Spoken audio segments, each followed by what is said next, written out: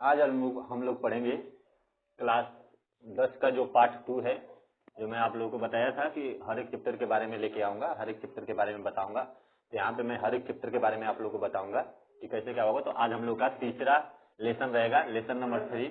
और आप लोगों को दूसरा लेसन जो है वो पढ़ना नहीं है, क्योंकि आपके वो सिलेबस में नहीं है, तो इसलिए आप लोग को तीसरा लेसन से पढ़ाया जाएगा।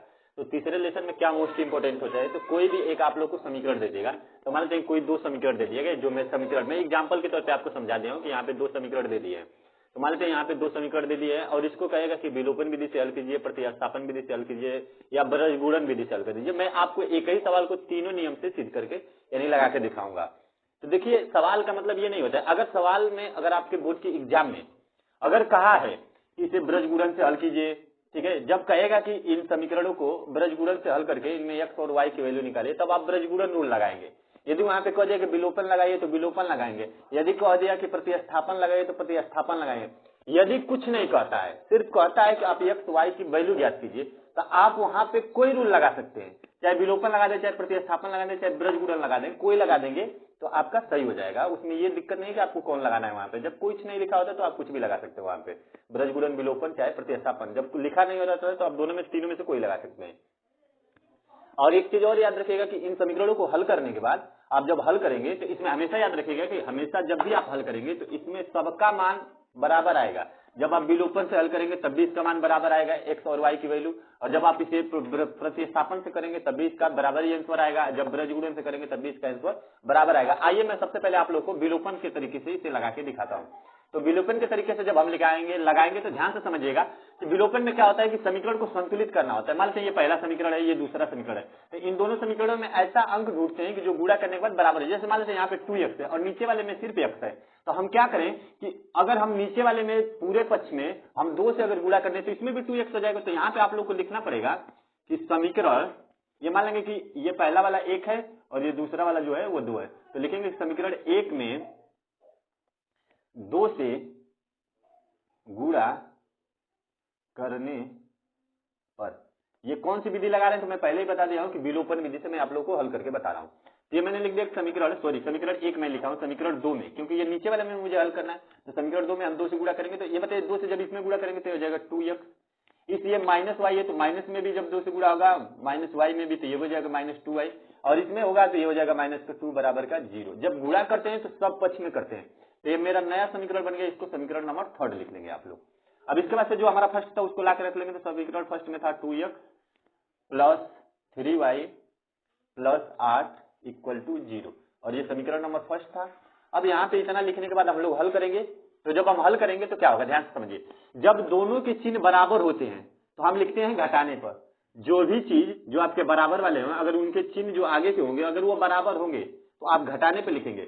अगर उनका चिन्ह अलग अलग होता है तो आप जोड़ने पे लिखते हैं। तो यहाँ पे जो भी यहाँ पे 2x है तो इसके आगे भी प्लस ही है, ये भी 2x है तो इसके आगे भी प्लस ही है। तो जब दोनों का चिन्ह क्या है, बराबर है, तो आप क्या लिखेंगे, घटाने पर। तो यहाँ पे लिखेंगे हम लोग घटाने पर।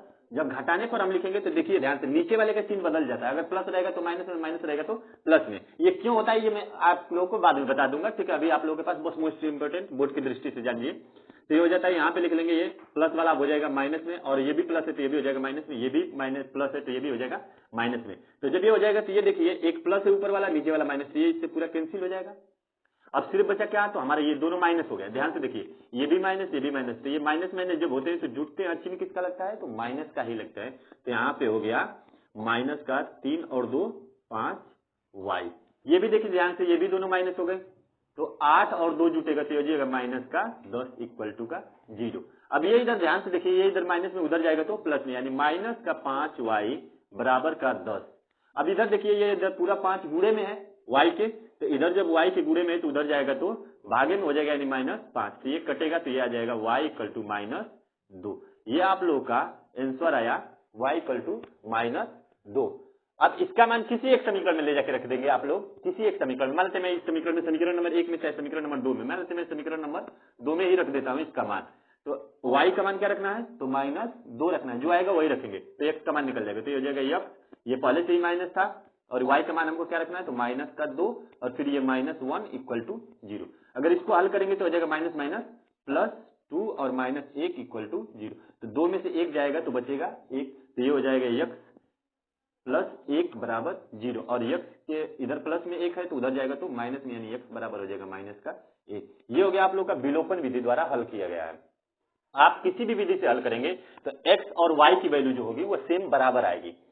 ठीक है, तो आप लोग किसी विधि से, तो मैं आप लोगों को अब हल करके दिखा रहा हूं प्रतिस्थापन विधि से, क्यों उसमें भी x की वैल्यू क्या आ जाएगी -1 और y की वैल्यू क्या आ जाएगी 2 ही, -2 ही आएगी।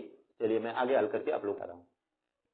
अब इसी क्वेश्चन को मैंने पहले बता दिया है विलोपन विधि से। अब मैं इसको हल करके इसी क्वेश्चन का, देखिए उसमें x की वैल्यू जो लाए थे वो -1 लाए थे, y की वैल्यू जो लाए थे वो -2 लाए थे। देखिए इसको भी हम लोग हल करेंगे ना, जब इसको हम हल करेंगे तो प्रतिस्थापन विधि से अगर भी हल करेंगे तब भी इसका मान वही आएगा। अब प्रतिस्थापन विधि में आप लोगों को ये चीज ध्यान देना चाहिए कि प्रतिस्थापन विधि में आपको करना क्या है, किसी एक समीकरण को पकड़ना है जो आसान दिखे आपको। तो हम लोग देख रहे हैं तो इसमें 2x है, इसमें 3y है, फिर इसमें 8 है, मतलब 8 है।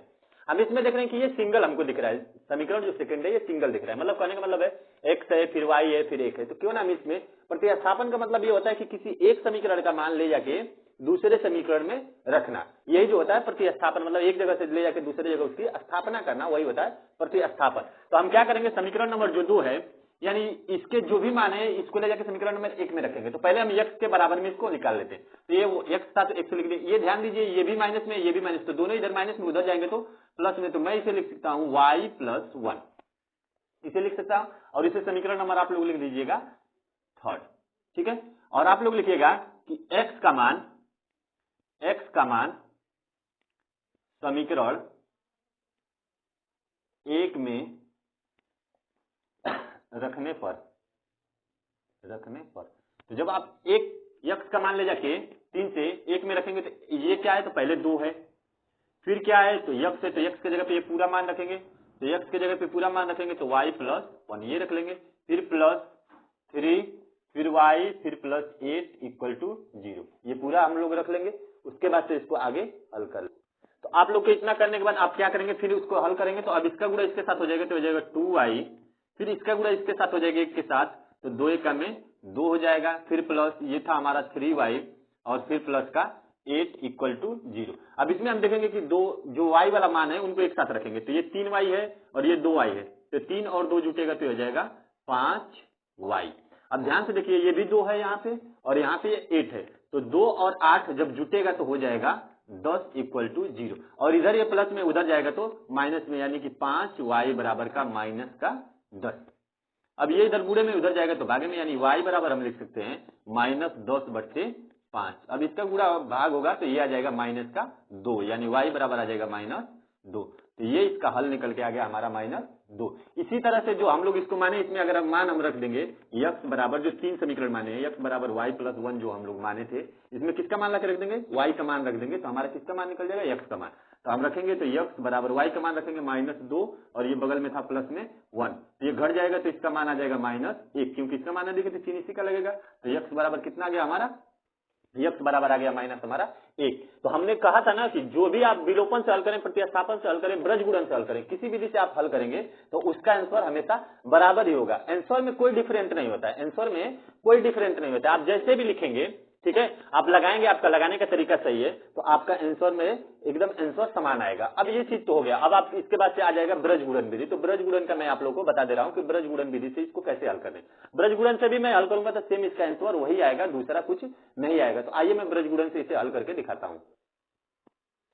तो इसमें आप लोगों को क्या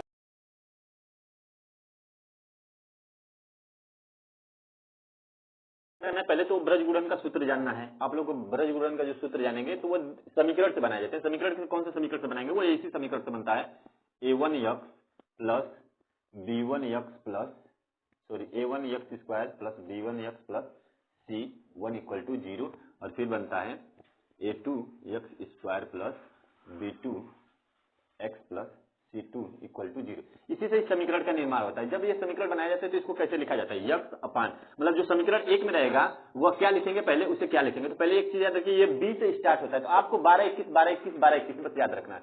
12 21 12 21 12 21 ये आपको याद रखना है, तो सूत्र ऑटोमेटिक याद हो जाएगा। देखिए ध्यान से समझिए, जो पहला 1 लिखा होता है वो पहला समीकरण होता है, जिसमें 2 लिखा होता है वो दूसरा समीकरण होता है। तो आप ध्यान से समझिए, इसमें पहले शुरू किससे हो रहा है, तो BC से, तो आप लिखेंगे BC, फिर लिखना है आपको BC सी, कहां से खत्म हुआ है तो सी से, तो आप फिर वाई अपान लिख देंगे। सी से खत्म हुआ तो अब केवल सी ए, फिर माइनस सी ए, फिर बराबर में, अब ए से खत्म हुआ तो फिर कहां से स्टार्ट होगा, तो फिर ए से ही, ए बी, फिर माइनस ए बी। और मैंने कहा है कि लिखना कैसे है, तो 12 21, यहाँ पे 1, फिर यहाँ पे 2, फिर 21 का मतलब 2 1, फिर यहाँ पे 1 2, फिर यहाँ पे 2 1 मतलब 21, यहाँ पे भी 12 मतलब 1, फिर ये 2, फिर ये 2 और ये 1। ये सूत्र हो गया। ये याद करने का तरीका एकदम डेफिनेटली एकदम आसान तरीका इसको बोलते हैं एकदम। तो ये आपको सूत्र जब याद रहेगा तभी इस सवाल को लगाएंगे। तो मान लेते हैं आप लोग का समीकरण जो भी दिया था यहाँ पे, जो मैं तो यहाँ पे सूत्र रख के बता रहा था, तो अब इस सूत्र को यहाँ पे रहने दे रहा हूँ, मैं यहीं पे आप लोग को लगा के दिखा रहा हूँ। तो एक चीज ज्यादा ध्यान दीजिए, x का जो भी गुणांक होगा पहले समीकरण में वही a1 की वैल्यू होगी। उसके बाद जो y का होगा पहले समीकरण में वह b1 की वैल्यू होगी। उसके बाद जो 8 है ये दिया है वो c1 की वैल्यू, जो मतलब पहले में देगा वो 1 1 रहेगा और जो दूसरे में देगा वो हमारा 2 2 रहेगा। ठीक है, और यहाँ पे मैंने आपको x स्क्वायर दे दिया, ये x स्क्वायर नहीं रहेगा, ये यहाँ पे x रहेगा। ठीक है, और यहाँ पे मैंने x का नाम दे दिया, यहाँ पे आप कोई दूसरा रख लेंगे, जैसे y रखा है तो आप समीकरण में भी y रखेंगे ऐसे। ठीक है, y, ठीक है, अब ऐसे रख लेंगे तो कोई दिक्कत नहीं है। ठीक है, तो इतना रखने के बाद आप करेंगे क्या, तो सबसे पहले आपको करना क्या है, मैंने बताया है कि जो पहला समीकरण में रहेगा वो a1, फिर जो y के गुणांक रहेगा वो b1, फिर जो प्लस सिर्फ अंक रहेगा, ठीक है, x y के अलावा, तो वो c1 की वैल्यू होता है। फिर उसके बाद दूसरे समीकरण में जो x का गुणांक होता है वह a1 की वैल्यू, a2 की वैल्यू होता है, जो y का गुणांक होता है वह b2 की वैल्यू होता है, और जो सिर्फ अंक रहता है सिर्फ x y को छोड़ा के वह c2 की वैल्यू होता है। तो पुनः हम सभी मान को रखेंगे इसमें। तो आइए देखते हैं। तो मैं आप लोग को इतना बता दिया, आप लोग को करना क्या है, ध्यान समझिए। पहले वाले में ये a1 की वैल्यू है तो ध्यान से समझिए, पहले x है तो x रख लेंगे यहाँ पे x अपान, ये देखिए b1, तो b1 का मतलब इसमें b1 की वैल्यू है 3, इसके इंटू में क्या है तो c2 की वैल्यू क्या है -1। मैं एक एक पॉइंट आप लोग को रख के दिखा रहा हूं, तो गुणे में करेंगे -1, यहाँ पे लिख लेंगे -1।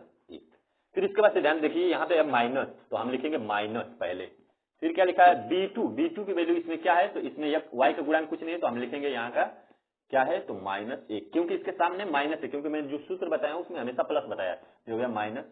फिर ये ध्यान दीजिए b2 के बाद क्या लिखा है c1 की वैल्यू क्या है तो 8 है, यानी प्लस में है तो लिख लेंगे 8, फिर इक्वल टू, फिर y अपान c1 की वैल्यू क्या है तो 8, फिर a2 का मतलब इसमें x का गुणांक क्या है तो 1, फिर ये माइनस है तो हम माइनस लगा लेंगे, फिर क्या है c2 का मतलब ये वाला मान, तो ये हो जाएगा -1, फिर इनटू में, फिर क्या है a1 की वैल्यू क्या है तो 2, तो यहाँ पे लिख लेंगे 2, अब इतना, फिर बराबर में 1 अपान, अभी करेंगे क्या a1 की वैल्यू कितना है तो 2, तो यहाँ पे हम लिख लेंगे 2 इंटू b2 का मतलब ये वाला मान, तो ये हो जाएगा -1, फिर माइनस a2 का मतलब क्या हो जाएगा, a2 का मतलब इसका मान 1, फिर इंटू b1 की वैल्यू हो जाएगा 3। अब इसी को आपको हल कर देना है, इसके बाद कुछ करना ही नहीं है, आपको हल करना है। तो जैसे x था तो ये हो जाएगा माइनस और प्लस का गुणा होगा, तो माइनस 3 एकम में 3 हो जाएगा, और ये माइनस माइनस हो जाएगा प्लस 8 एकम में 8, ये हो गया। फिर इक्वल टू y अपान 8 का गुणा 1 के साथ होगा तो 8, फिर ये माइनस माइनस प्लस, और ये हो जाएगा 2 एकम में 2। अब इसको हल करेंगे तो ये हो जाएगा हमारा 1/2 एकम में 2, यानी माइनस का 2, क्योंकि इसमें माइनस इसमें प्लस है तो माइनस, और ये हो जाएगा -3। अब इसको हम हल करेंगे तो ये हो जाएगा x अपान, ये हो जाएगा 8 3 11, 8 3 11 होगा, ठीक है, 8 3 11। हम लोग कहीं पे मिस्टेक किए हैं, यहाँ पे हमने लिखा है क्या, ध्यान से देखिए समझिए, हम बताए थे कि यहाँ पे हमने मिस्टेक किया है, ध्यान से समझिए क्या मिस्टेक हुआ था हम लोगों से। इसका माइनस और इसका प्लस गुणा होगा तो यहाँ पे माइनस लिखा जाएगा, और जो कि मैंने माइनस नहीं लिखा, तो इसलिए इसका आंसर यहाँ पे क्या रहेगा 5 रहेगा, क्योंकि 8 अधिक है और ये 3 कम है। अब इसको हम जोड़ेंगे तो कितना हो जाएगा, तो y अपान कितना हो जाएगा 10 इक्वल टू ये कितना हो जाएगा 1/-5। आप इसमें करेंगे क्या, आप एक एक पॉइंट को लेकर करेंगे। जब x को पकड़ेंगे तो इसको रखेंगे, तो लाइट की थोड़ी प्रॉब्लम हो गई थी, तो यहाँ पे देखिए ध्यान से, तो ये हो जाएगा इधर मान लेते हैं। तो मैंने कहा था कि अब एक एक पॉइंट को लेके आप हल करेंगे, जैसे ये है तो इसको इसके साथ लेकर हल करेंगे, तो x अपान 5 इक्वल टू -1/5, मतलब इसका जो माइनस था वो ऊपर रख सकते हैं, कोई दिक्कत नहीं। अब ये इधर किस में भागे में तो इधर जाएगा, तो गुणे में, यानी x बराबर हो सकता है -5/5, क्योंकि 5 का इसके साथ 1 के साथ गुणा होगा, तो ये इसका आ जाएगा -1। यानी x बराबर आ गया -1। उसी तरह आप किसको पकड़ेंगे तो y वाले को, तो y अपान का है 10 इक्वल टू का -1/5 ये वाला। तो ये इधर भागे में इधर आ जाएगा तो गुणे में हो जाएगा, तो इसको हम लिख सकते हैं y बराबर का -10/5 और ये कैंसिल होगा तो ये आ जाएगा y बराबर -2। तो ये हो गया आप लोगों का आंसर। आप देखेंगे कि मैंने जितना बोला था एकदम सेम वही आंसर आ रहा है तीनों में से हल करने के बाद।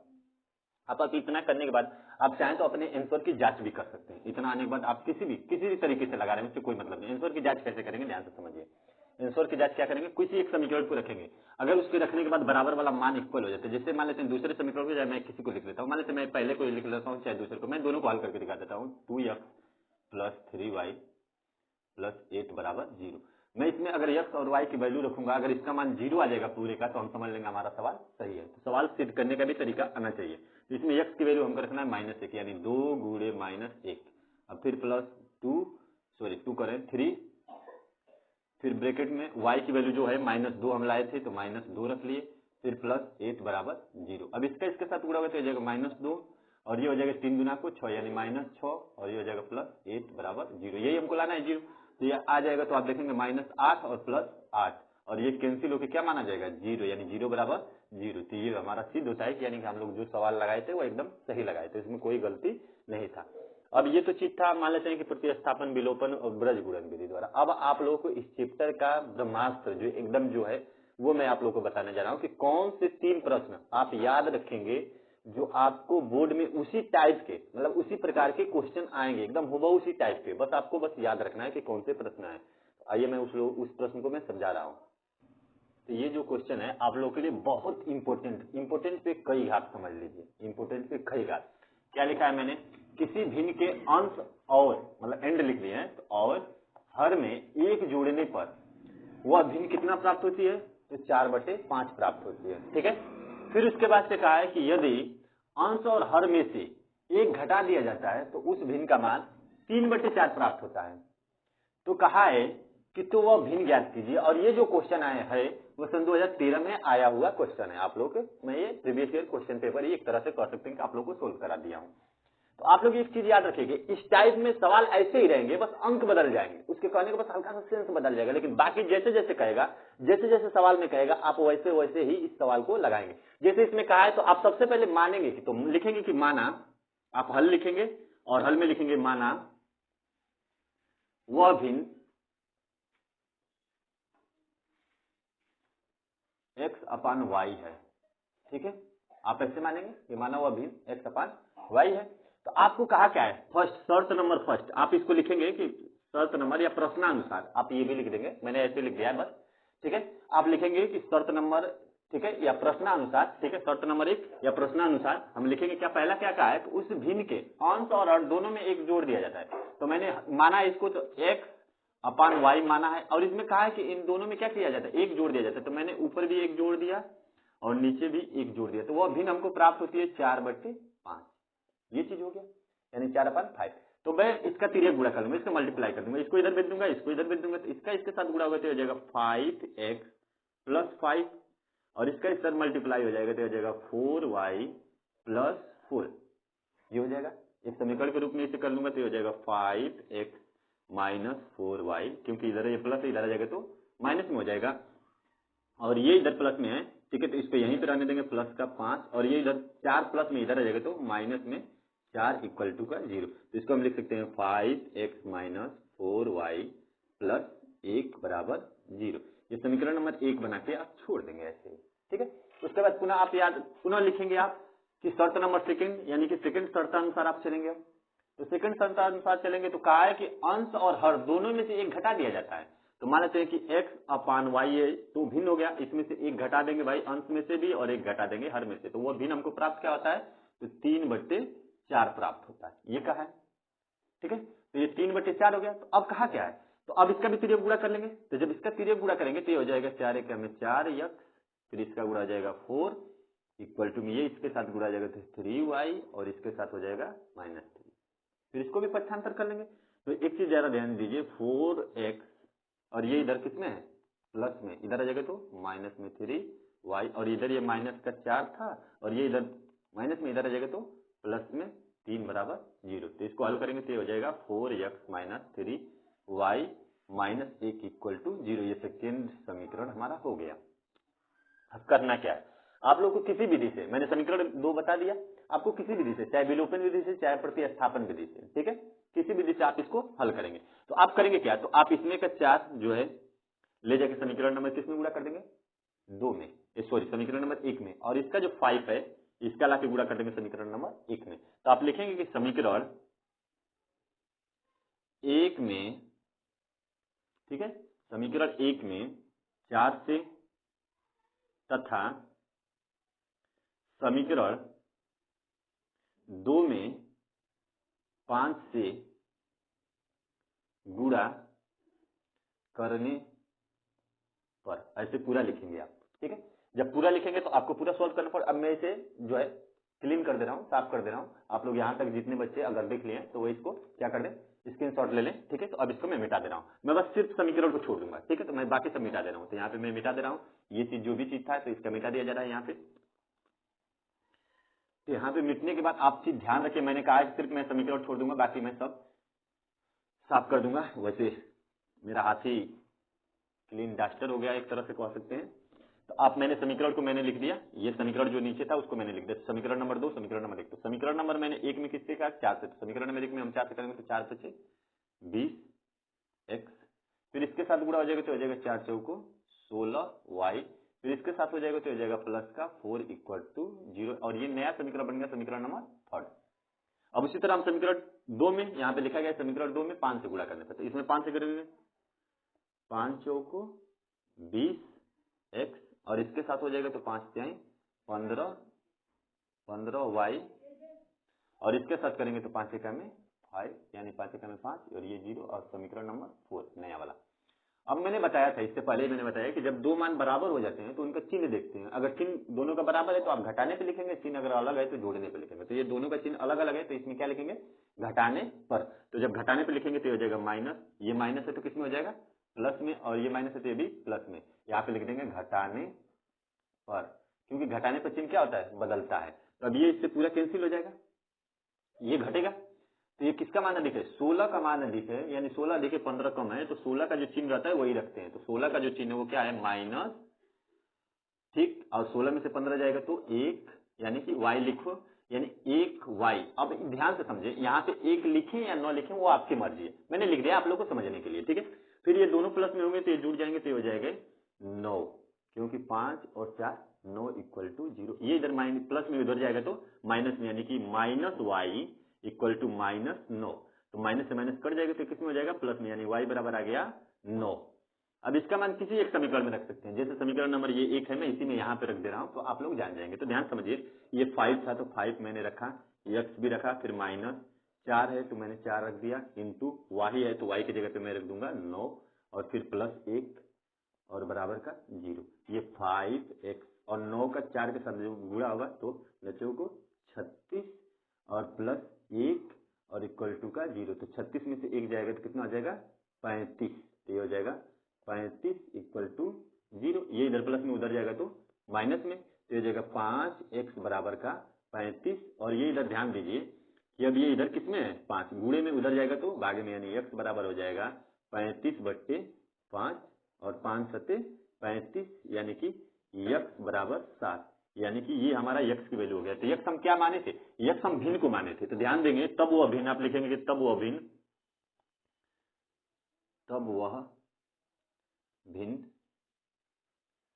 x अपान y, और x का मान रख देंगे 7 और y का मान रख देंगे 9।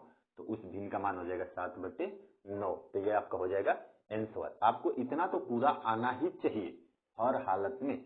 अब मैं आप लोगों का इसका जो सेकंड क्वेश्चन है मैं वो समझाने जा रहा हूं, जो एकदम समझ लीजिए कि ब्रह्मास्त्र है। आपको, आप ये इस टाइप के क्वेश्चन लगा के जाएंगे तभी आप बोर्ड में अच्छे नंबर उठाएंगे, लाएंगे। अगर इसको लगा के नहीं जाएंगे तो एक चीज याद रखिएगा कि आप लोग अच्छे नंबर नहीं ला पाएंगे। इस टाइप के ही क्वेश्चन, मैं गारंटी नहीं दे रहा हूं कि यही क्वेश्चन आएगा, लेकिन इस टाइप के ही क्वेश्चन आएंगे। मैं जितना आप लोग को ब्रह्मास्त्र नाम का दे रहा हूं, चाहे वो कोई भी चाहे वो, उसी टाइप के क्वेश्चन आपको बनाए जाएंगे, उसके अलावा कोई क्वेश्चन नहीं बनाए जाएंगे। तो आइए मैं इसके अगले टॉपिक्स को कवर करता हूं।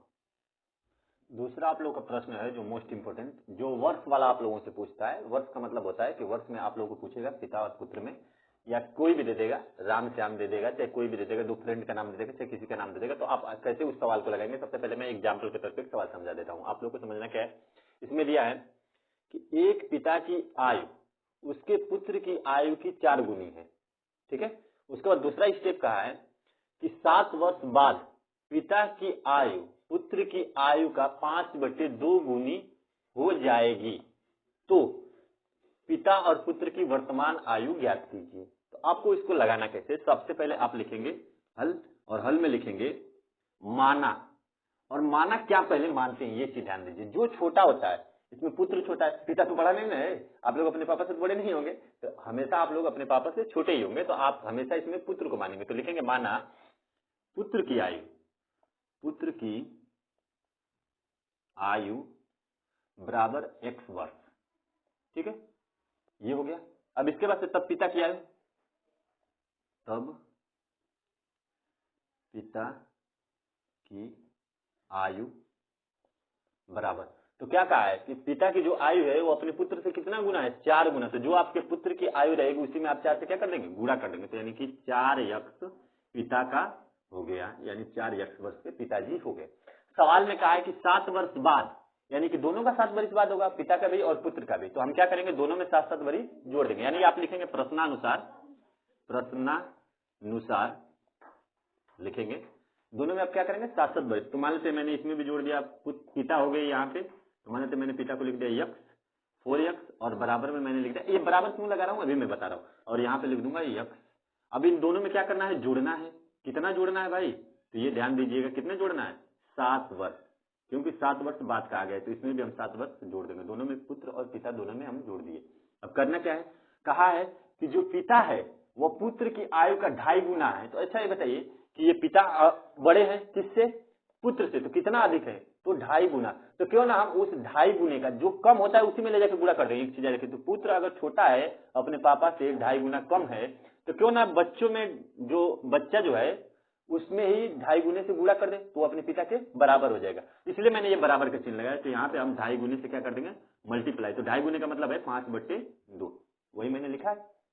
अब इधर ध्यान से देखिए, इधर 2 गुणे में है, इधर सॉरी इधर भागे में, इधर आ जाएगा तो गुणे में। तो इसका इसके साथ मल्टीप्लाई होगा तो 4 दूनी 8 हो जाएगा, और ये इसके साथ हो जाएगा 7 गुना 14 इक्वल टू, इसके साथ अब ये मल्टीप्लाई हो जाएगा तो 5x प्लस ये 5 से 7 में गुणा होगा तो 5 7 35। अब इसको हम लोग हल कर देंगे। तो ध्यान समझिए, ये 8x है और ये इधर प्लस 5 है, तो इधर आ जाएगा तो -5x। और ध्यान से देखिए, इधर प्लस में ही 35 था, और इधर ध्यान से देखिए ये 14 इधर किस में है, प्लस में, उधर जाएगा तो माइनस में 14 हो जाएगा। तो ये घटेगा तो ये जाएगा 3x, और इक्वल टू ये घट जाएगा तो ये हो जाएगा 35 में से 14 जाएगा तो 21, ये हमारा मिल जाएगा। और ये ध्यान देखिए, इधर 3 गुणे में इधर जाएगा तो भागे में, यानी x बराबर हम लिख सकते हैं 21/3, कटेगा तो इसका आंसर आ जाएगा 7। यानी x जो है वो कितना है, 7 वर्ष का है। कितना वर्ष का है, 7 वर्ष का। तो ये बताइए कि जब x 7 वर्ष का है, x ये बताइए कितने वर्ष का है, तो 7 वर्ष का, x बराबर 7 आ गया। तो ये बताओ कि पिता का कितना वर्तमान तब आयु हो जाएगा। क्यों,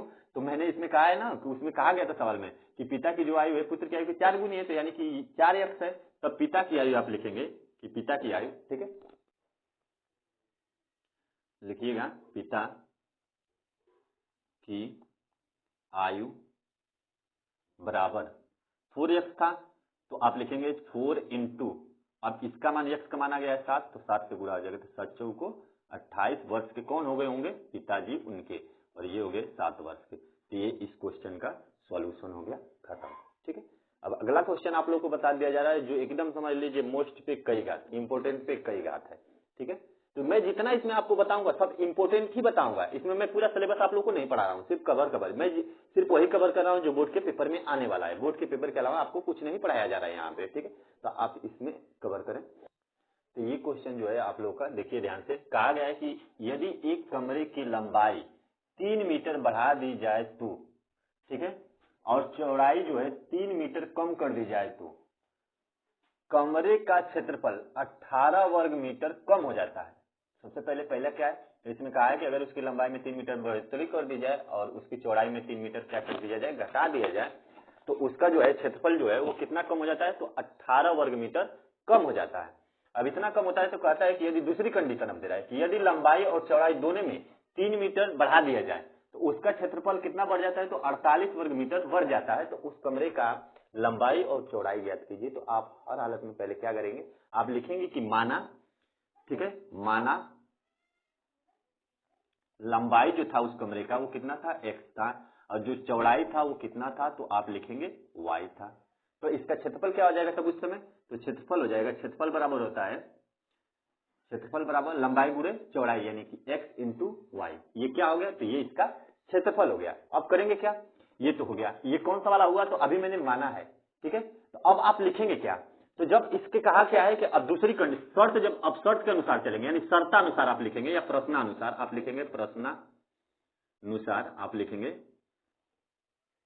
कहा क्या है, अब प्रश्नानुसार में कहा क्या है कि यदि उसकी लंबाई में क्या कर दिया जाए, लंबाई में कितना बढ़ा दिया जा रहा है, तो 3 मीटर बढ़ा दिया, यानी x में कितना जोड़ दिया जा रहा है 3, और y में कितना घटा दिया जा रहा है, सॉरी y करें, इसमें क्या लिखेंगे चौड़ाई, चौड़ाई में कितना कम कर दिया जा रहा है, तो 3 मीटर कम कर दिया जा रहा है, y में कितना कम कर दिया जा रहा है 3 मीटर कम कर दिया जा रहा है। तो इसका जो क्षेत्रफल प्राप्त होता है वह कितना वर्ग मीटर कम प्राप्त होता है, तो 18 वर्ग मीटर क्या होता है, कम प्राप्त होता है। तो आप लिखेंगे तब इसको कि क्षेत्रफल बराबर, ठीक है, तो आप लिखेंगे कौन सा, तो क्षेत्रफल बराबर, आप लोगों को दिख रहा होगा, ठीक है, क्षेत्रफल और वही लिखेंगे लंबाई गुणे चौड़ाई, यानी कि लंबाई में ये नहीं लिख रहा हूं, डायरेक्ट इन दोनों को लिख दे रहा हूं, ठीक है, यहाँ पे लिख दे रहा हूं x प्लस 3 और अगले ब्रैकेट में मैं लिख दे रहा हूं y माइनस 3। और आपका क्षेत्रफल कितना था, तो क्षेत्रफल यही हम लोग का एक्स वाई है, तो आप लोग लिख लेंगे एक्स वाई। और कह रहा है कि जब ये कम कर देने के बाद इसका जो है क्षेत्रफल कितना कम हो जाता है, कम कितना हो जाता है, कम हो जाता है हमारा 18 मीटर कम हो जाता है। तो जब कम होता है तो उस समय जोड़ते हैं और जब अधिक होता है तो घटाते हैं। तो कितना कम हो रहा था, तो 18 वर्ग मीटर कम हो रहा था। जब कम होगा तो हम क्या करेंगे, जोड़ेंगे। तो वो भी कौन से वाले में, जिसमें कम हो रहा था, जिसकी लंबाई में बढ़ रहा था घट रहा था, उसमें उसके क्षेत्रफल में। तो इसके हम क्षेत्रफल में क्या कर देंगे, 18 मीटर कम हो रहा था तो हम क्या कर देंगे, जोड़ देंगे। अगर यही अधिक होता तो हम क्या करते, घटाते। तो अब इसको मैंने जोड़ दिया। अब इसका इसके साथ मल्टीप्लाई अगर हो जाएगा, तो अगर एक्स वाई का मल्टीप्लाई होगा तो एक्स वाई मिलेगा, एक्स का अगर 3 के साथ मल्टीप्लाई होगा तो ये हो जाएगा 3 एक्स हो जाएगा, सॉरी 3 एक्स हो जाएगा। फिर अब इसका गुणा हो जाएगा इसके साथ, तो फिर प्लस का 3 वाई और 3 का गुणा हो जाएगा तो माइनस का 9 और प्लस का 18। ध्यान से देखिए, ये इधर प्लस में है, उधर जाएगा तो माइनस में ही होगा। तो कुल मिलाकर मैं इसको इन दोनों को यहाँ से कैंसिल कर दे रहा। अब इन सबको मैं इधर लेके चला हूं। तो एक चीज जरा ध्यान दीजिए, इन सब में क्या है, तो कॉमन पहले बाहर कर लेते हैं। तो ध्यान से देखिए, ये भी इधर प्लस में है, ये इधर माइनस में है, ये इधर माइनस में है, सॉरी ये इधर माइनस में है, इधर प्लस में है, ये माइनस में है, ये प्लस में है। तो इन दोनों को पहले अगर हल कर दिया जाए इधर ही, ध्यान से समझे, इन सब में से हम 3 कॉमन, पहले 3 मत कॉमन कीजिए, पहले लिख लेते हैं। ये लिखेंगे तो ये हो जाएगा -3 x प्लस 3 y, और ये हो जाएगा 18 में से 9 जाएगा तो ये हो जाएगा प्लस का 9। अब ये इधर ध्यान दीजिए कि सब में 3 आपको दिख रहा होगा, सब में 3 क्या हो रहा होगा, दिख रहा होगा। तो आप सब में 3 दिखेगा तो इसको क्या करेंगे, आप सब में 3 करेंगे कॉमन। तो आप सब में से 3 क्या कर दीजिए, कॉमन। तो जब कॉमन करेंगे तो यहाँ पे बचेगा -x प्लस y, और ये हो जाएगा 3। ये इधर ठीक है पूरा कट गया तो ये 0 ही था, तो ये इधर गुणे में आएगा तो भागे में हो जाएगा, गुणे में उधर तो इधर आ जाएगा तो भागे में, यानी कुल मिलाकर हमारा इतना मान बच जाएगा। तो अब क्या ध्यान दीजिए, ये इधर प्लस में है, सॉरी जो इधर प्लस में रहेगा वो इधर आएगा तो माइनस में, जो इधर माइनस में रहेगा वो इधर आएगा तो प्लस में। यानी हम इसको क्या लिख सकते हैं, ठीक है। अब अगर इसको कॉमन हम लेके लिखेंगे इधर 75 करके हो जाएगा x minus y minus 3 equal to 0, और इसे समीकरण नंबर 1 बना के आप छोड़ दीजिएगा, ठीक है। क्यों, क्योंकि अभी आपका एक शर्त हुआ 18 मीटर कम है। अभी ये कहा गया है कि यदि उसके लंबाई और चौड़ाई में कितना अधिक कर दिया जाए, 3 मीटर अधिक कर दिया जाए, तो उसका जो क्षेत्रफल कितना मीटर बढ़ जाता है, 48 वर्ग मीटर क्या कर देता है, बढ़ जाता है। ये आप लोग को दिख नहीं रहा होगा नीचे, तो मैं इसको यहाँ पे साइड में लिख दे रहा हूँ। ये जो समीकरण था हमारा था, यहाँ पे लिख दे रहा हूँ आप लोग का, यहाँ पे, ठीक है। यहाँ पे तो दिख ही रहा होगा, तो यहाँ पे मैं लिख देता हूँ x माइनस वाई और फिर था -3 इक्वल टू 0। इस समीकरण नंबर 1 बना के छोड़ दीजिएगा। अब दूसरी शर्त के अनुसार, पहले ये शर्त का आप स्क्रीनशॉट ले लेंगे, जैसे मैंने बताया वैसे आप लिख लेंगे, ठीक है। उसके बाद से आप दूसरी शर्त का स्क्रीनशॉट, आइए मैं आप लोगों को आगे बताता हूँ। तो अब हम दूसरे के अनुसार चलेंगे। तो अब दूसरे के अनुसार क्या कहा है, तो फिर क्षेत्रफल बराबर आप लिख लेंगे, क्षेत्रफल बराबर फिर वही लंबाई गुणे चौड़ाई। तो लंबाई का मान क्या है, तो फिर ध्यान से समझिए। अब कहा क्या है कि यदि लंबाई और चौड़ाई में दोनों में 3 जोड़ा जा रहा है, दोनों में 3 जोड़ा जा रहा है, तो x में भी मैंने 3 जोड़ दिया और y में भी मैंने क्या कर दिया, 3 जोड़ दिया। तो कहा है कि इसके क्षेत्रफल में बढ़ोतरी हो जाती है, कितना, तो 48। तो मैंने कहा है कि जब बढ़ेगा तो यहाँ पे हम घटाएंगे, जब घटाने के लिए करेगा, घट गया है तो उस समय हम यहाँ पे प्लस करते हैं। यहाँ पे बढ़ने के लिए कहा है तो यहाँ पे हम -48 कर लेंगे, ठीक है। अब बराबर में, तो अब इसको हम लिख लेंगे एक्स वाई, क्योंकि हम क्षेत्रफल पहले एक्स ही वाई था। अब इसका मल्टीप्लाई कर लेंगे तो इस एक्स का गुणा इस वाई के साथ, तो एक्स वाई, फिर इस एक्स का गुणा इसके साथ हो जाएगा तो 3x, फिर इसका 3 का गुणा इसके साथ हो जाएगा प्लस का 3y, और इसके साथ ये गुणा हो जाएगा 3 के लिए 9, और ये हो जाएगा माइनस का 48। अब इस जरा ध्यान दीजिए, ये फिर कट जाएगा इससे, इसमें से। अब फिर इसको हम क्या लिख सकते हैं, तो 3x, फिर माइन प्लस 3y, और ये फिर घट जाएगा, कितना हो जाएगा 39। तो यहाँ पे लिखेंगे प्लस का नहीं, क्योंकि माइनस का, क्योंकि 48 का मान अधिक है, तो इसलिए हम इससे लिखेंगे 39। ठीक है। अब इसमें से सब में से 3 कॉमन ले लेंगे, तो 3 जब कॉमन लेंगे तो यहाँ पे 3 हो जाएगा, तो ये हो जाएगा x प्लस वाई माइनस 13 13, और इधर से दे देंगे तो क्या हमको मिल जाएगा समीकरण, x plus y minus 13 equal to 0। ये सेकेंड समीकरण हो गया। फर्स्ट वाले को लाके इसके नीचे रख लेंगे, तो x plus x minus y फिर माइनस 3 इक्वल टू का 0, इस समीकरण नंबर 1 था।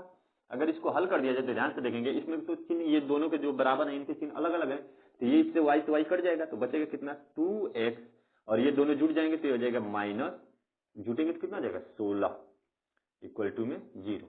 ठीक है। अब ये इधर माइनस में उधर जाएगा तो प्लस में, यानी 2x, अब दिख नहीं रहा है आप लोग को, यहाँ पे मैं लगा दे रहा हूँ इसको जब हम इसको उधर पक्षांतर कर दें तो हो जाएगा 2x इक्वल टू 16। ठीक है, क्योंकि इधर माइनस में था, उधर जाएगा तो प्लस में, और ये इधर 2 गुणे में उधर जाएगा तो भाग में कट जाएगा, कुल मिला लेकर 8 दूना 16, यानी x बराबर आ जाएगा 8।